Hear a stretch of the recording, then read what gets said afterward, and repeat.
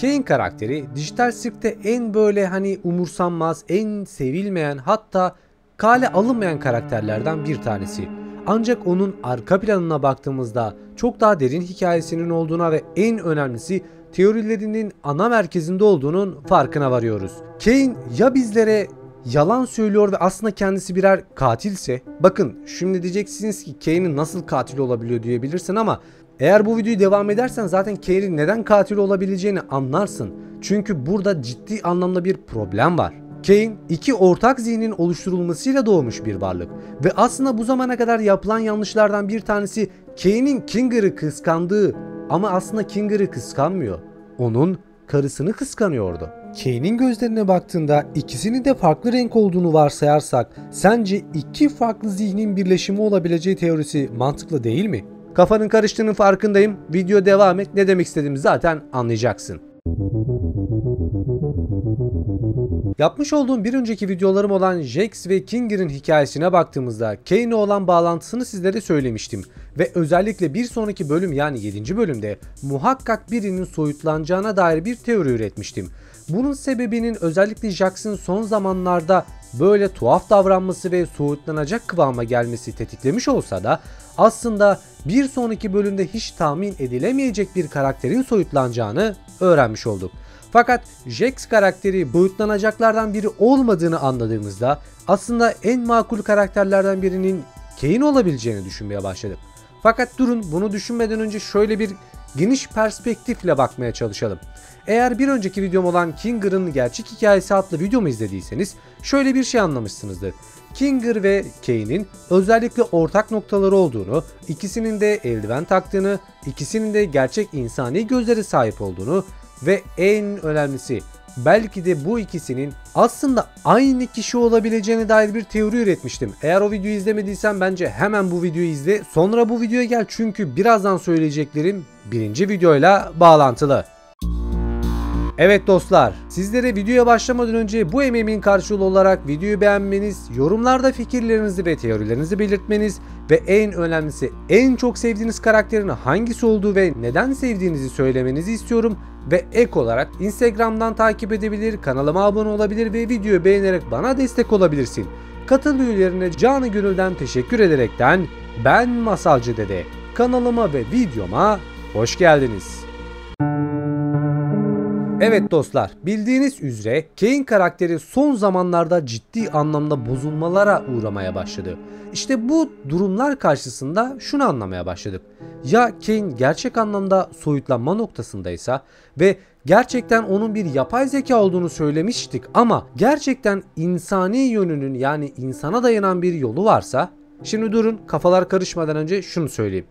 Bildiğiniz üzere Kinger'ın bir karısı vardı ve bu karısı tabiri caizse biraz Kinger yüzünden soyutlanmıştı. Ancak bu iki karakterin, yani Kinger'ın karısının ve Kinger karakterinin bu oyunun kurucular olduğunu biliyorsak ve Kain'in bir yapay zeka olduğunu biliyorsak ve aslında bu ikisinin, yani karısının ve Kinger'ın birleşiminden oluştuğunu düşünürsek nasıl bir şey ortaya çıkardı? Hemen saçma bir teori demeyin, lütfen dinleyin, ondan sonra karar verin.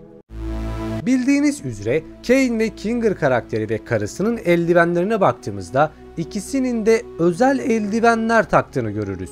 Ve özellikle bunların tahmin yürütürsek geliştirici eldiveni ve bu eldivenlerle bunu sağladığını varsayabiliriz. Biliyorsunuz Kinger karakteri ve karısı bu oyunun ana geliştiricileri ve oyunu ilk geliştirirlerken bir yapay zeka yarattıklarını söylemişlerdi.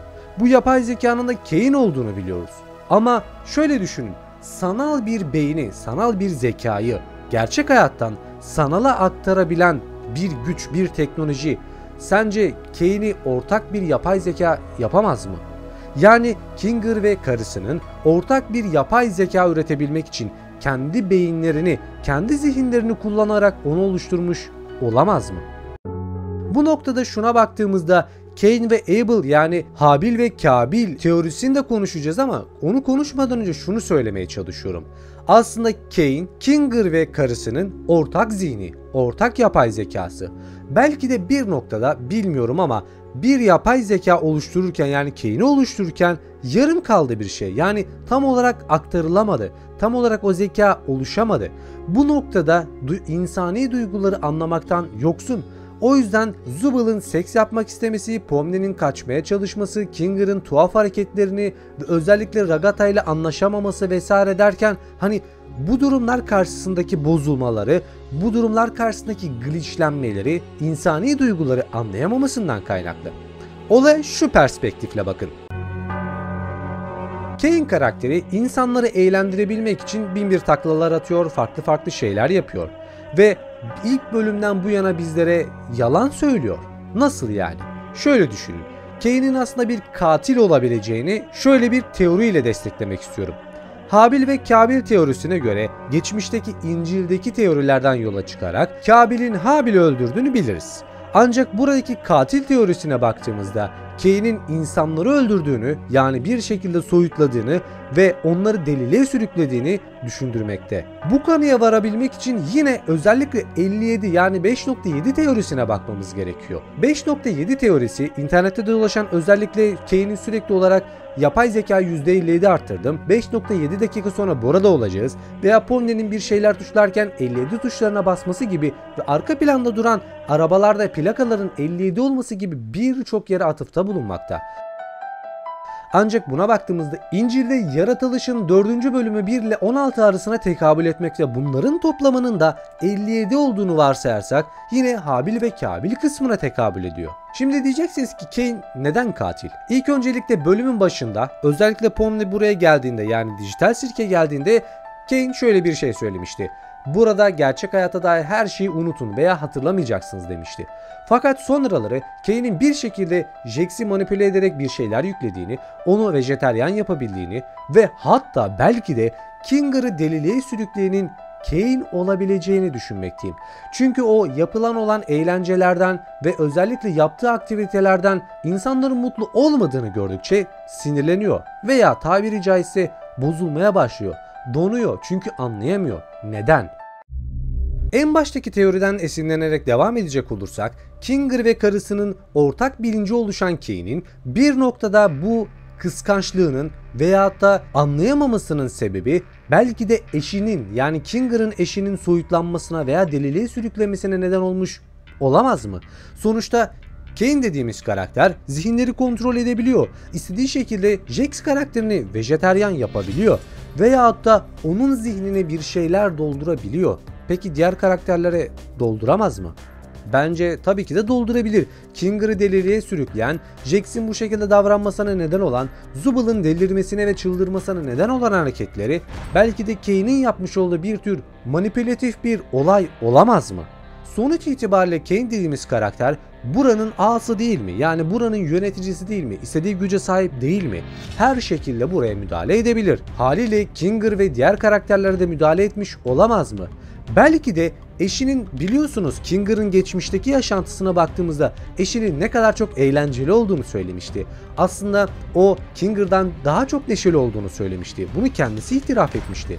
Ya aslında Kane Kinger'ın karısını öldürdüyse, onu kıskandıysa, aslında bu zamana kadar sürekli olarak bizler şunu diyoruz. Kane karakteri Kinger'ın eğlenceli oluşundan veya da onun bilgi oluşundan veya admin yeteneklerinden korktuğu için veya onun eğlenceli olduğundan dolayı kıskandığını söyler. Ama aslında gerçekte karısını kıskanıyorsa, aslında Kane onun karısını deliliğe sürüklediyse, soyutlanmasına sebep olduysa ve tabiri caizse aslında onu öldürdüyse, Kane bu noktada katil olmaz mı?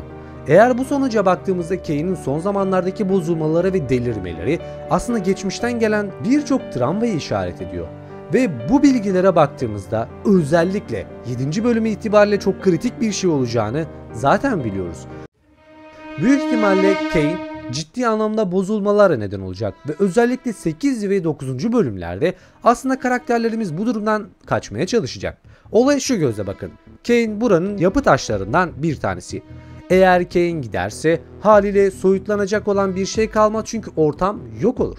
Biliyorsunuz 6. bölümde özellikle Zubal'la yapmış olduğu konuşmada Kane'in donması ve sistemin neredeyse çökmek üzere oluşu bunun en büyük işaretlerinden bir tanesi. Ve özellikle 6. bölümün son sahnesine baktığımızda kimsenin ona oy vermediğini görünceki yaşadığı hayal kırıklığı ve anlamsızlık onun delirmesine ve hatta böyle glitchlenmesine neden olmuştu.